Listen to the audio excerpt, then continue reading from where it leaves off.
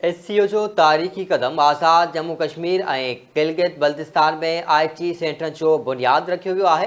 पाक फ़ौज ऐं DGSCO जी सहकार सां 100 IT सेंटर ठाहिया वेंदा। मुज़फ़राबाद, बाग, भंबर, डिडियाल, कोटली, मीरपुर, रावलकोट, हजीरा ऐं ॿियनि शहरनि में सेंटर ठहंदा। ॾोरां इलाइक़नि में फ्रीलांसिंग हब नौजवाननि लाइ नवां रोज़गार ऐं महारत जा मौक़ा पैदा थींदा। ख़बर नाज़रीन हिकु नवी शेयर करियूं। एससीओ जो तारीख़ी कदम आज़ाद जम्मू कश्मीर ऐं गिलगित बल्तिस्तान में IT सेंटरनि जो बुनियाद रखियो वियो आहे।